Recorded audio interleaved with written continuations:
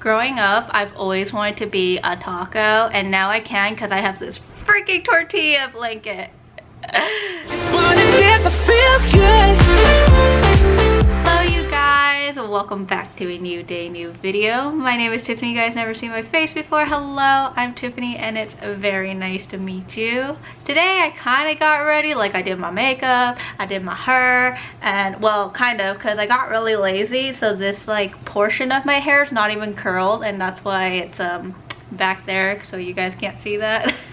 But anyways, that is not what we're talking about today. Today we are doing a kind of like a life update, a new grad, 1 year, how I got my job, blah blah blah, you know, that kind of like update video, because I thought it would be cool to update you guys since I haven't talked to you guys in the longest time, and also be nice to reflect a little bit because I've been a nurse for 1 year, and that's crazy. That's just crazy to think about, because I still cringe on my first day, and I mean everybody does, and yikes.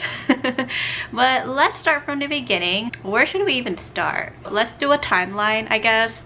So I graduated nursing school March 2019. I waited a little long to take my NCLEX. I think I took it in like May. I think it was like mid-May or something. I think it was May 15th. I don't know why I remember that. Like May 13th, May 15th, it doesn't matter. Sometime in the middle of May. And I passed, thank goodness. But honestly, I feel like I waited a little too long to like, I don't know, like to take it, because I thought I needed more time, but turns out I was getting all this like question fatigue. Like I was so tired of looking at NCLEX questions, and I didn't want to do it anymore. And so when the NCLEX came, I was so done. I don't want to do it anymore. And by the way, my computer crashed during the NCLEX. Like I was like at number 100, and I was like, okay, I should probably go pee or something and go eat a snack because I can hear my own stomach growling.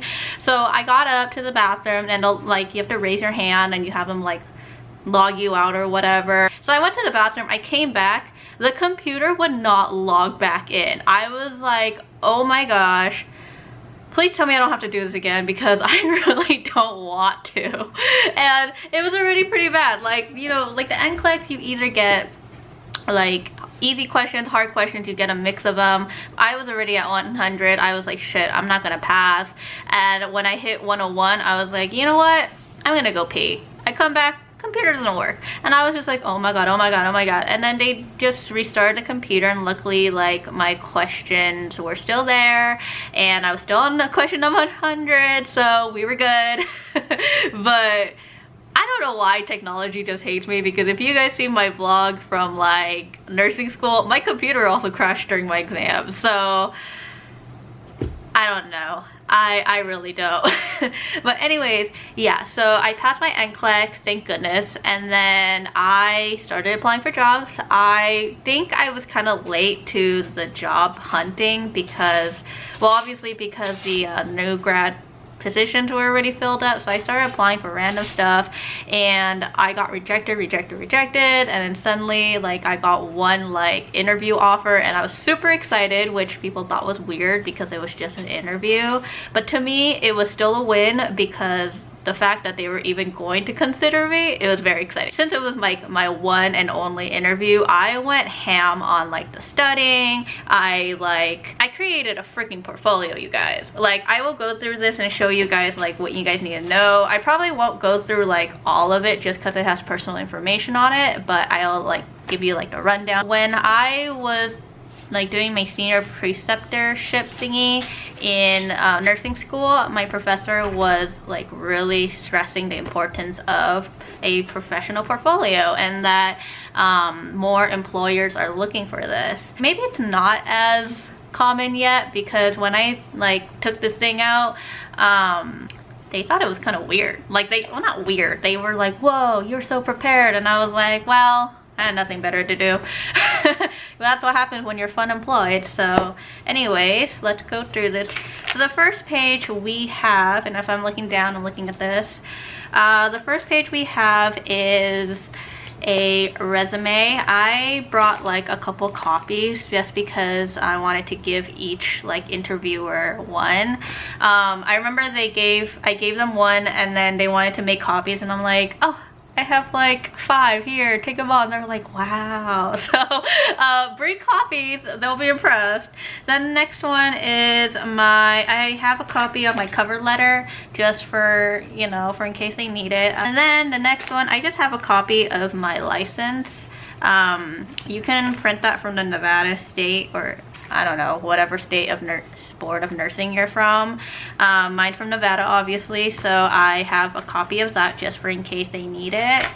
I took a photocopy of my diploma just for in case they need proof of diploma. Like, you never know.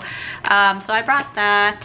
I have a piece of paper just outlining each hospital that I did my clinicals at and like which clinicals I did at that hospital. So I've been to Henderson Hospital, Spring Valley Hospital, Monte Vista Hospital, UMC, and North Vista. So it's funny that I haven't ever been to a hospital that I applied to. I have a copy of my BLS and my ACLS in here just in case they need it. I have a copy of references. So I got some references from like a nurse at my preceptorship, so I have that just for in case they want that.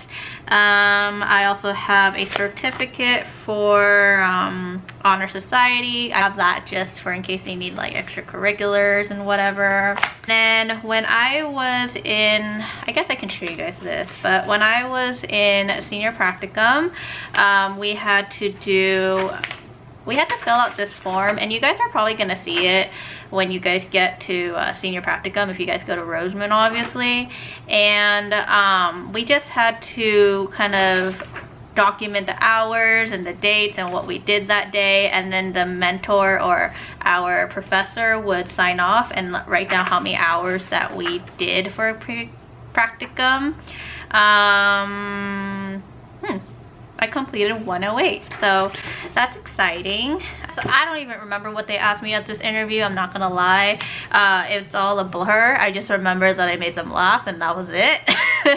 But I just like wrote down typical questions to practice, like tell me about yourself, you know, the elevator pitch, why do you want to be a nurse, why nursing, I don't know, weakness, strength, you know, describing patient care. What do I have in here actually? I also wrote down, like, I brought a piece of paper like this. It's called Questions to Ask, and I brainstormed 7 questions. I didn't ask all 7 because I didn't want to be freaking annoying, but I brought 7 questions and I put like little spaces in between. Funny thing is that I wasn't even looking to apply to oncology because I didn't even know they had an oncology, like, you know, floor. So I was actually applying to med-surg and I was talking to them about it. And it's funny that I asked them about their staffing ratios, and then they mentioned like something about oncology, so I wrote it down, and look now where I work. So that's actually weird to look back on, but anyways, yeah, that's my nursing portfolio. Yep, that is it. So the interview went pretty well, I would say. I think it was like the most confident I've ever felt in an interview because I've been through a lot of interviews and I've asked a lot of stupid questions. So yeah, so I was actually pretty excited, and then they called and offered me a position in oncology med-surg, and I literally was screaming after I hung up because I don't want to scare her, but I was screaming because I was so freaking excited. Yeah, and then so here we are like a year later in oncology med-surg. So I work 3 nights a week. I don't typically work 3 in a row just because on like the 3rd night I'm usually delusional, very tired. So I try to work like 1 on, then 2 off, and then 2 on, or you know, some mixture like that. But once a month I'm always somehow doing like 3 in a row, which is fine, but it's better than like every week of my life. I actually didn't know that you can do that, or that it was common for people to not do 3 in a row. A lot of my coworkers do though, but when I first started like precepting, or not precepting, when I was a preceptee, I would follow my preceptor's schedule, and she was the one who was doing like 1 on, then 3 off, and then 2. And I thought it was weird, but then I realized that everyone was doing that, so I don't know. I guess it's just your preference. And like, my manager is super cool. He'll try to like accommodate you as much as he can. So yeah, so that's it. I feel like I had a really good experience as a new grad just because my coworkers were so willing to answer all of my questions.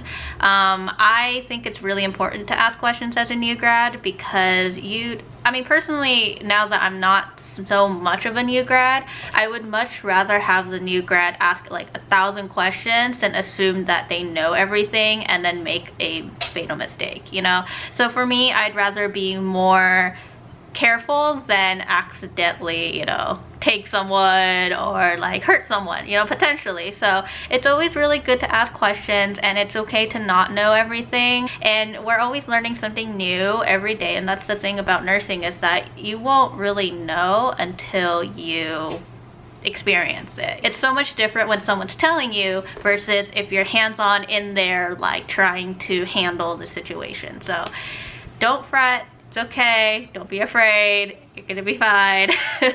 So yeah, but anyways, yeah, 1 year, guys. It's crazy that I've been a nurse for a year. I am less anxious when I go to work now. I'm less like, I remember at like towards the beginning, especially when I was on my own for the first few weeks, my heart rate would be in like the 130s on the way to work, which is funny because that's when you freak out, when your patient's heart rate's in the 130s.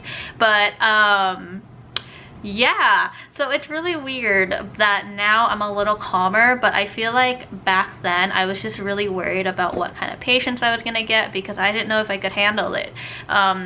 You really just walk in and get like a admission at start, which can mess up your whole momentum.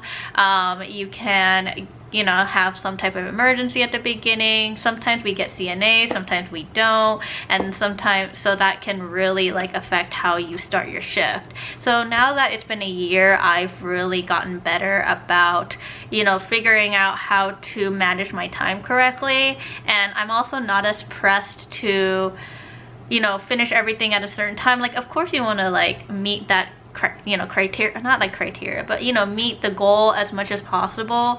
But if you don't have a CNA and someone, you know, someone incontinent poops at the beginning of the shift and you have to help clean them up and, you know, change your linens and stuff, and you can't get your vitals done, what are you gonna do, right? You did your best, and that's it. That's really all I can say. Next video, we will probably talk about chemotherapy because your girl just did her first chemotherapy session, and it was nerve-wracking, but it's like adding on to that like knowledge bank, so it's not as bad.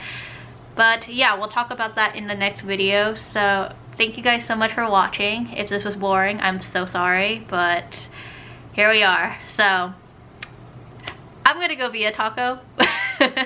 And I will talk to you guys next time.